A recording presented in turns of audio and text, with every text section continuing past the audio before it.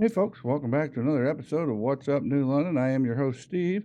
Hope you can stick around. I've got a little news announcement. We'll take a look at some holiday events coming up, and we've got a boomer segment that I think you'll enjoy. I hope you will. So stick around. That's all coming up next on What's Up New London. First off, I want to send our congratulations out to a New London High School graduate, Ohio State Patrol Trooper Jason Weaver. Trooper Weaver was recently selected as the 2023 Trooper of the Year for the Norwalk, Ohio State Highway Patrol Post.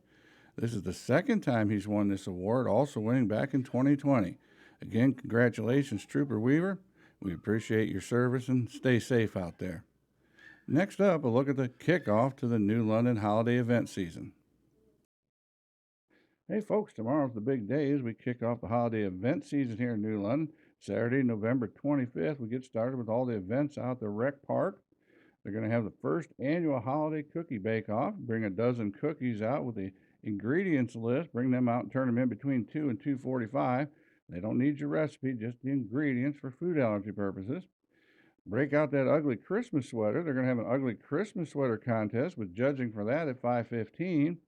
Mrs. Claus is going to be there decorating cookies with the kids. They'll have other games and activities for the kids and a 50-50 raffle, among other things. And rumor has it there may be some other special guests in attendance.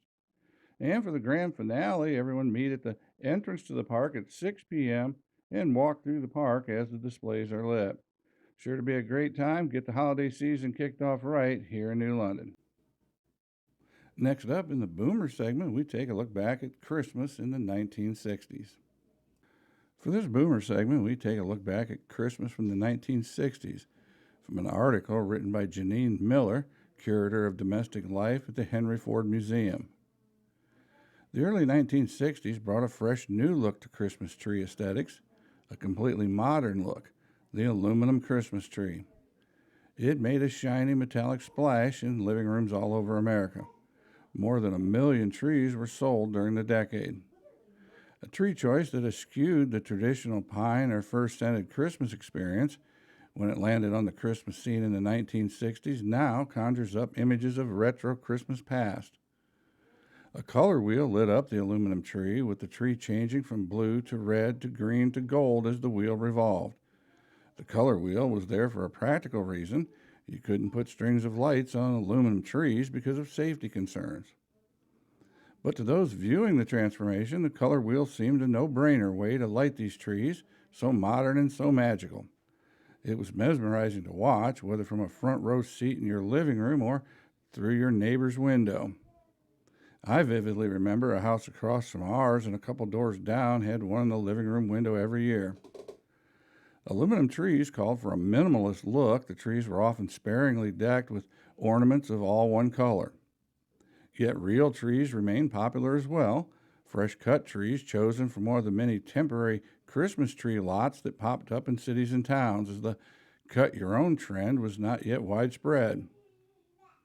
Scotch pines were favored by many, though there were die-hard balsam fans as well. These trees were bedecked with a variety of array of ornaments. Glass ones from the Shiny Bright Company were popular, and shiny icicles, made of lead before it was prohibited, hung from the branches to add sparkle. By mid-December, mailboxes were filling with Christmas cards sent by family and friends to let the recipient know that they were being specially thought of during the holiday season. It was exciting to pull out handfuls of cards from the mailbox. It may have been the only time during the year when a kid had much interest in what the postman delivered. And not necessarily because the cards themselves. The cards were a tangible sign that Christmas was indeed on the way and that Santa would soon be making his deliveries. Where did people display all these cards? Well, on the mantle, the table, around the door frame was popular. That was our house. And on top of the television. In 1962, the United States Postal Service issued the first Christmas-themed postage stamps in America. A few other countries had already beaten us to the punch of issuing Christmas-themed stamps, but once begun, the Christmas stamps graced more and more Christmas card envelopes to complete the annual presentation of holiday-themed greetings sent through the mail. Kids were busily deciding what to ask Santa for, and instead of perusing the web, Kids look forward to the arrival of the Christmas season catalog sent by stores like Sears, Roebuck and Company, J.C. Penney, and Montgomery Ward. Kids and adults eagerly leaf through the pages of the toys, clothing, and other gifts offered within, making their wish list for Santa's perusal before passing the catalog along to another family member. Television offered additional gift ideas, playing out the merits of the products before viewers' eyes in commercials that one couldn't speed past with a DVR. Many toys that appeared on the Christmas list of millions of kids during the 1960s, some in updated versions, are still classics. Silly Putty was invented during World War II as General Electric researchers worked to develop a synthetic substitute for rubber. While no practical purpose could be found for the stuff, it did turn out to be a pretty great toy. Silly Putty bounced higher and stretched farther than rubber. It even lifted the images off the pages of color comics. The 1960s saw an innovative new arts and crafts toy, the Etch-a-Sketch. Turning the knobs at the bottom of the screen let users draw on the screen with a mixture of aluminum powder and plastic beads. To erase, you just turned the screen over and shook it. Incidentally, it was the first toy that Ohio Art, its manufacturer, ever advertised on television. Play-Doh introduced their Fun Factory in 1960. Now kids could go beyond free-forming modeling with their red, yellow, blue, and white Play-Doh. The Play-Doh factory provided instructions on how to create things like trains, planes, and boats, and an extruder with dies to easily make the components. Kids eagerly listened for announcements on television or leafed excitedly through TV Guide magazine to find out when the holiday specials would air. You didn't want to miss them. It was your one and only shot at watching. There were no DVRs or DVDs back then. Two animated classics from the mid-1960s, Charlie Brown Christmas and How the Grinch Stole Christmas, are among the earliest and most enduring of the Christmas specials developed for television. Within their engaging storylines, these two shows carried a message about the growing commercialization of the holiday. As kids watched the barrage of toy ads that appeared with regularity on their television screens and leafed through catalogs to make Christmas lists, seeing these cartoons reminded them that Christmas was also about higher ideals, not just about getting presents. These television shows and the increasing number and variety of Christmas specials that have since joined them remain a yearly reminder to temper one's holiday-related commercialism and think about the needs of others. Not only have Charlie Brown and the Grinch become perennial favorites enjoyed by children and adults alike, but the soundtracks of these shows have joined the pantheon of musical Christmas classics.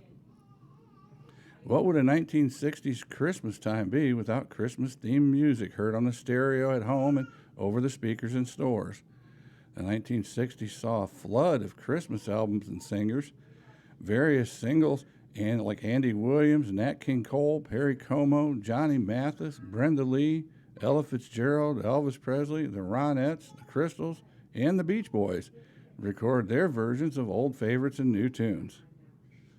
After the presents were opened and everyone was dressed in their Christmas finery, it was time to round up the kids for photos. Siblings and sometimes their parents might be posed together in front of a seasonal backdrop like the Christmas tree or a fireplace. Some families filmed home movies of their celebrations. These home movies often captured only strategic snippets of the Christmas celebration, as movie film was expensive. And these home movies were without sound, which probably sometimes was a good thing. Well, I hope this look back at Christmas in the 60s brought back some fond memories for you as it did for me, although I never was fond of those aluminum Christmas trees. Well, folks, that's it for this episode of What's Up New London. I hope you found it informative and entertaining.